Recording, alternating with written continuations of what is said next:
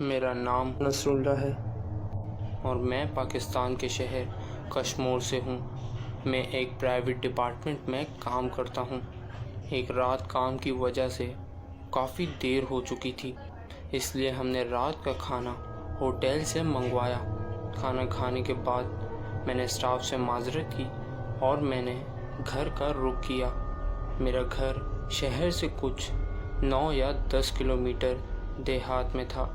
اب میں اپنی بائک پر سوار گھر جا رہا تھا کہ اچانک بیچ سڑک پر میری بائک کا پیٹرول ختم ہو گیا۔ میں پریشان تھا کہ اتنی رات میں کیا کروں۔ خیر، تھوڑا آگے جا کر میں نے بائک ایک جان پہچان والے کے حوالے کر دی، کیونکہ بائک کے ساتھ پیدل چلنا کافی مشکل تھا۔ ہمارے گھر کے 2 راستے تھے، ایک گاڑیوں سے جانے کا اور ایک پیدل جانے کا تھا، جو کہ ایک کچی سڑک تھی۔ وہ راستہ قبرستان کے بیچوں بیچ سے جاتا تھا۔ اس راستے سے لوگوں کا آنا جانا اکثر کم ہوتا تھا اور یہ راستہ بالکل شارٹ تھا۔ میں اب چلنے لگا۔ دل ہی دل میں مجھے خوف محسوس ہو رہا تھا اور مجھے برے خیالات آنے لگے قبرستان کو دیکھ کر۔ اور اب میں کچھ آگے گیا تو مجھے ایک آہٹ سی سنائی دی، جو کہ بہت تیزی سے میری اور پڑ رہی تھی۔ میں نے فوراً سے پیچھے دیکھا، پر وہاں کچھ بھی نہیں تھا۔ اب میں دل ہی دل میں سوچنے لگا کہ یہ کیا تھا جو اتنی تیزی سے بھاگ کر آ رہا تھا۔ خوف کے مارے اب میرے پسینے چھوٹنے لگے۔ میں نے سوچا، کیا یہ میرا وہم تھا یا پھر حقیقت؟ کچھ تو ضرور تھا۔ میں نے وہم سمجھ کر اللہ کا نام لے کر اور میں چلتا گیا۔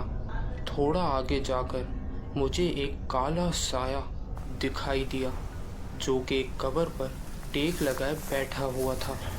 جب میں نے اسے دیکھا تو میں نے سوچا، یہ کیا ہے جو مجھے اتنی بری طرح سے گھور رہا ہے؟ میں نے جب اس کی طرف پھر سے دیکھا تو وہ مجھے گھورتے جا رہا تھا۔ میں نے سوچا کہ کوئی آدمی ہی ہوگا جو میرے انتظار میں کھڑا ہے، شاید اس لیے مجھے گھور رہا ہے۔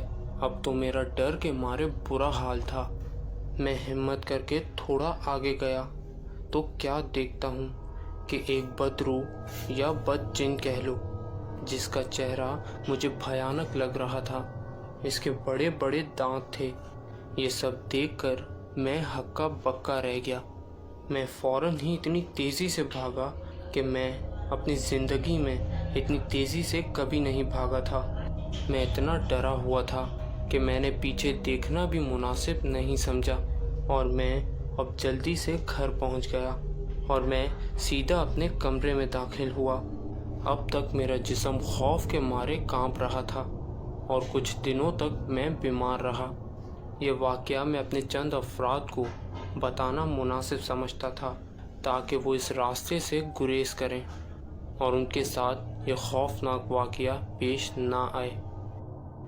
اور آخر میں ہم نصر اللہ کا شکریہ ادا کرتے ہیں جنہوں نے یہ سٹوری ہمارے ساتھ شیئر کی۔ اگر آپ بھی اپنی سٹوری ہمارے ساتھ شیئر کرنا چاہتے ہیں تو ہمیں واٹس ایپ نمبر اور جی میل پر شیئر کریں۔